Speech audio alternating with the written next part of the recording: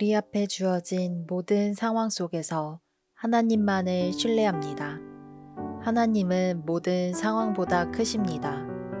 오늘도 지금의 자리에서 예배하는 성도로 서길 원합니다. 다 함께 사도신경으로 우리의 신앙을 고백하겠습니다.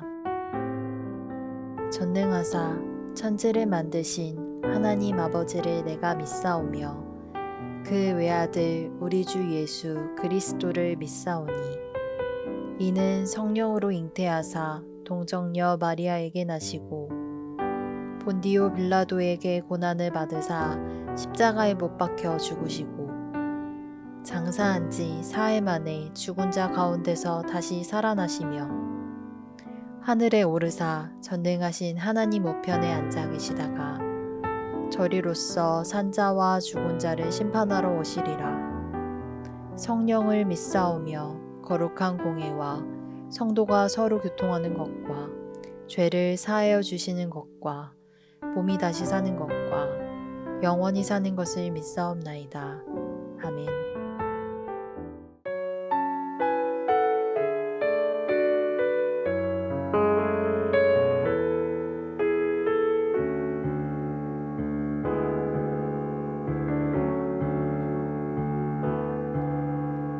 소망 없는 내 삶에 새 생명 허락하신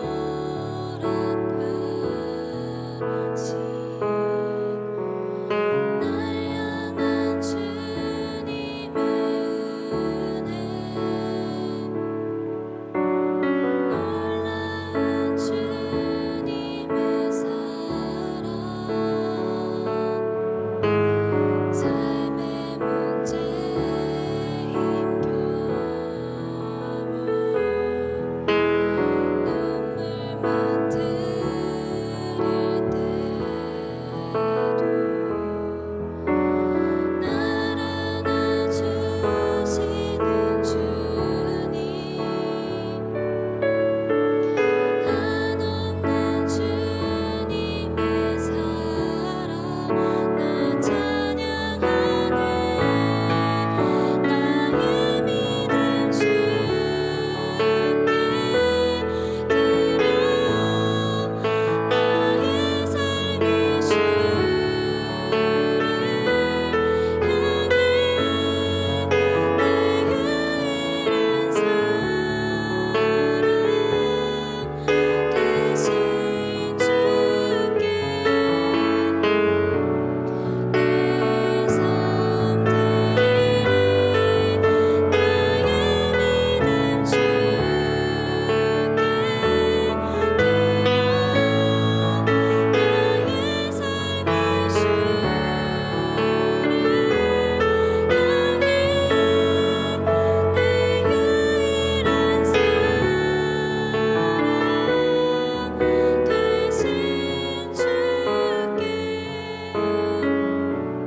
나의 삶의 주를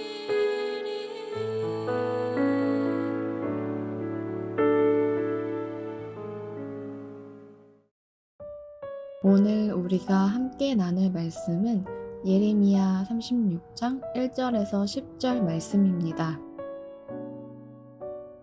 유다의 요시야 왕의 아들 여호야김 제사년에 여호와께로부터 예레미야에게 말씀이 임하니라 이르시되 너는 두루마리 책을 가져다가 내가 내게 말하던 날 곧 요시야의 날부터 오늘까지 이스라엘과 유다와 모든 나라에 대하여 내가 내게 일러준 모든 말을 거기에 기록하라. 유다 가문이 내가 그들에게 내리려 한 모든 재난을 듣고 각기 악한 길에서 돌이키리니 그리하면 내가 그 악과 죄를 용서하리라 하시니라. 이에 예레미야가 네리야의 아들 바룩을 부르매 바룩이 예레미야가 불러주는 대로 여호와께서 그에게 이르신 모든 말씀을 두루마리 책에 기록하니라. 예레미야가 바룩에게 명령하여 이르되 나는 붙잡혔으므로 여호와의 집에 들어갈 수 없으니 너는 들어가서 내가 말한 대로 두루마리에 기록한 여호와의 말씀을 금식일에 여호와의 성전에 있는 백성의 귀에 낭독하고 유다 모든 성읍에서 온 자들의 귀에도 낭독하라. 그들이 여호와 앞에 기도를 드리며 각기 악한 길을 떠나리라. 여호와께서 이 백성에 대하여 선포하신 노여움과 분이 크니라. 네리야의 아들 바룩이 선지자 예레미야가 자기에게 명령한 대로 하여 여호와의 성전에서 책에 있는 여호와의 모든 말씀을 낭독하니라. 유다의 요시야 왕의 아들 여호야김의 제5년 9월에 예루살렘 모든 백성과 유다 성읍들에서 예루살렘에 이른 모든 백성이 여호와 앞에서 금식을 선포한지라. 바룩이 여호와의 성전 윗뜰 곧 여호와의 성전에 있는 새 문 어귀 곁에 있는 사반의 아들 서기관 그마랴의 방에서 그 책에 기록된 예레미야의 말을 모든 백성에게 낭독하니라. 아멘. 반갑습니다. 오늘 예레미야 36장 1절부터 10절을 중심으로 기록이라는 주제의 말씀을 함께 나누겠습니다. 오늘 본문에서 하나님께서는 예레미야에게 의미 있는 말씀을 주십니다. 하나님께서 예레미야를 부르신 때는 요시야 때였는데 그때부터 예레미야를 통해서 이스라엘 백성들에게 주신 말씀들을 이제 기록하라 이렇게 말씀을 하시죠. 2절입니다. 너는 두루마리 책을 가져다가 내가 너에게 말하던 날 곧 요시야의 날부터 오늘까지 이스라엘과 유다와 모든 나라에 대하여 내가 너에게 일러준 모든 말을 거기에 기록하라. 여러분, 외침과 기록은 완전히 다른 차원의 것입니다. 외침은 의도하지 못하고 단어들을 반복적으로 사용하게 될 때가 많습니다. 그래서 일방적인 외침은 시간을 정할 수 없습니다. 길어지게 됩니다. 그러나 기록으로 남길 때는 꼭 필요한 말들로 정리를 할 수 있게 되죠. 그리고 외침은 한 번 외쳐지고 사라져버리지만 기록은 오랫동안 남게 됩니다. 그래서 사람들이 마음만 먹으면 또 읽고 또 들을 수가 있는 것이죠. 그래서 기록은 읽고 또 읽어서 기억하라 이런 목적으로 주시는 겁니다. 하나님께서 우리에게 성경을 기록해서 책으로 주셨죠. 그 목적도 기억하라, 읽어라, 계속적으로 반복해서 들어라 이런 의미입니다. 그게 오늘 본문에서 예레미야에게 주신 하나님의 명령과 같은데 하나님께서 그들에게 하나님의 말씀을 기록으로 주시려고 했던 이유는 이것입니다. 3절입니다. 유다 가문이 내가 그들에게 내리려 한 모든 재난을 듣고 각기 악한 길에서 돌이키리니 그리하면 내가 그 악과 죄를 용서하리라 하시니라. 바로 여기인데 내가 그들에게 내리려 한 모든 재난 이렇게 돼 있죠. 그 말은 너희가 죄를 지었기 때문에 너희의 죄가 가져올 끔찍한 결과물이라는 말입니다. 그러나 너희가 그것에 대해서 말씀을 통해서 다 듣게 되고 무엇인지 알게 되어서 만일에 두려워하면서 악한 길에서 돌이킨다면 그 악과 죄가 너희에게 임하지 않게 될 거라는 말입니다. 그렇게 해서 예레미야는 바룩이라는 사람을 불렀고 하나님께서 예레미야에게 주셨던 말씀들을 다 불러주면서 두루마리 책으로 만들게 했습니다. 4절입니다. 이에 예레미야가 네리야의 아들 바룩을 부르매 바룩이 예레미야가 불러주는 대로 여호와께서 그에게 이르신 모든 말씀을 두루마리 책에 기록하니라. 자, 그런데 그때는 예레미야가 성전에 출입하는 것을 봉쇄당한 상황이었기 때문에 예레미야가 직접 성전으로 들어갈 수 없었고 그래서 하나님의 말씀을 성전에서 사람들에게 외칠 수도 없었습니다. 그래서 바룩을 대신 보내서 그것을 성전에서 읽게 하죠. 5절입니다. 예레미야가 바룩에게 명령하여 이르되 나는 붙잡혔으므로 여호와의 집에 들어갈 수 없으니 너는 들어가서 내가 말한 대로 두루마리에 기록한 여호와의 말씀을 금식일에 여호와의 성전에 있는 백성의 귀에 낭독하고 유다 모든 성읍에서 온 자들의 귀에도 낭독하라. 그들이 여호와 앞에 기도를 드리며 각기 악한 길을 떠나리라. 여호와께서 이 백성에 대하여 선포하신 노여움과 분이 크니라. 바룩은 아마도 예레미야의 조력자였던 것으로 보입니다. 아마 가장 가까운 비서였을 것으로 생각이 되는데, 어쨌든 그래서 바룩은 예레미야가 시키는 대로 모든 일들을 신실하게 잘 수행하죠. 8절입니다.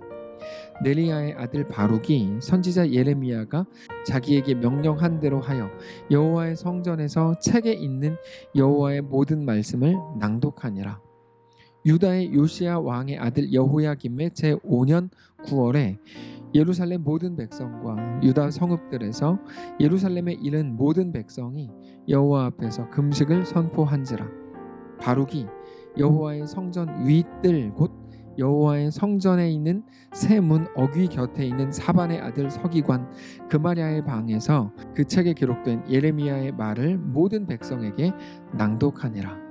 자, 물론 그것을 들은 제사장들과 고관들과 왕은 결국에 두루마리를 빼앗아서 불태워버리죠. 왕의 결정이었는데 자기들이 듣기에 거북했기 때문입니다. 그런데 중요한 것은 우리가 오늘 살피려고 하는 것은 그것으로 인해 어떤 결과가 만들어졌는가가 아니고, 그건 나중이고요. 하나님의 말씀을 하나님께서 친히 기록하게 하신 의도입니다. 하나님의 마음이죠.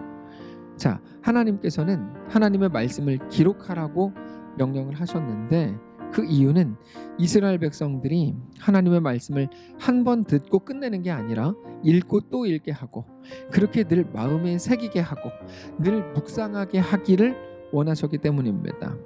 그리고 하나님의 말씀을 묵상하게 하신 이유는 그들이 죄악에서 떠나 온전한 하나님의 백성으로 살아가기를 원하셨기 때문입니다. 자, 여기에도 죄에서의 돌이킴이 나오는데, 여러분, 죄가 무엇입니까? 성경이 말하는 죄는 윤리적이거나 도덕적인 어떤 어긋난 행위가 아닙니다. 지난 수요일에도 말씀을 드렸지만 죄는 믿음으로 하지 않는 모든 것입니다. 자, 믿음으로 하지 않는다는 말은 하나님이 그 마음의 중심에 계시지 않는다는 말입니다. 그래서 세상이 주는 두려움으로 꽉 찬 열정, 하나님 없는 그 모습들이 바로 죄라는 거죠. 그들의 우상숭배가 죄였던 이유는 우상숭배하지 말라고 하신 하나님이 주신 어떤 규정을 그들이 어겼기 때문이 아니고, 너희는 두려움 때문에 우상을 섬기는 거 아니냐? 너희 마음속에 하나님에 대한 믿음이 없기 때문에 그 두려움으로 인해 우상을 섬기게 된 거 아니냐? 이렇게 되는 겁니다. 사실 하나님이 주시는 모든 계명과 명령이 다 그렇습니다. 사람들이 이해할 수도 없는 수만 가지 규칙을 막 하나님이 일방적으로 만들어 놓고 그거를 어겼다는 이유로 벌하고 멸망시키고 재앙을 내리고 저주하고 지옥 보내는 게 아니고, 모든 것이 하나님이 우리의 하나님이고 우리는 하나님의 백성으로 살게 하는 것들입니다. 그게 모든 계명과 명령과 율례입니다. 결국에 그 언약이 핵심인 거죠. 나는 너희의 하나님이 되고 너희는 내 백성이 되리라. 그것을 위해서 주신 것들이 계명이라는 거예요. 우리가 알지도 못하는 것들을 막 일방적으로 주시는 거는 언약이 아닙니다. 그러므로 그거는 계명이 아닙니다. 하나님이 우리로 하여금 하나님의 백성으로 살게 하기 위해서 주시는 것들을 줘. 그래서 그것을 어길 때에는 사람들 마음속에 꼭 이유가 있다는 거예요. 하나님을 보실 때 어떤 이유입니까? 하나님이 그 마음속에 없는 것이죠. 그게 이유죠. 하나님을 그들의 마음속에 두지 않았기 때문에 그들은 두려움을 가졌고 그래서 우상으로 나간다, 이런 논리인 겁니다. 그러면 세상이 주는 위협과 협박에 두려워할 수밖에 없고, 그런 이유로 눈에 보이는 이 땅에서 모든 대안을 찾고 방법을 계속해서 찾아내려고 하는 거죠. 그게 우상입니다. 이 모든 것들이 믿음으로 행하지 않기 때문에 시작된 것이고, 그게 바로 죄라는 거죠. 사랑하는 성도 여러분, 오늘 말씀이 그냥 외쳐지는 것으로 그냥 그렇게 끝나지 않게 하고 그것을 기록하라고 하시는 우리 하나님의 마음을 우리가 잘 기억하실 수 있기를 바랍니다. 얼마나 설교를 잘했는지, 얼마나 좋은 프로그램이 있는지, 이런 것들은 하나님이 요구하시는 중요한 기준들이 될 수가 없습니다. 우리 모두가 오늘 하나님의 마음을 잘 알게 되시기를 바랍니다. 언제나 죄에서 돌이키라고 말씀을 하십니다. 하나님이 없이 행하는 모든 것이 죄입니다.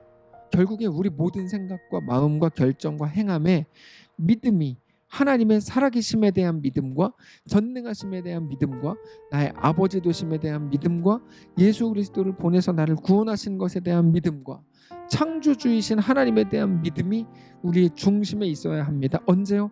우리 모든 일상 속에서죠. 우리 하나님이 누구신지, 나는 하나님께 어떤 존재인지를 깊이 생각하고, 그래서 온전히 하나님만을 믿음으로 우리 한 걸음 한 걸음의 삶을 살아가는 복된 주의 백성들 되시기를 축복합니다. 기도하겠습니다.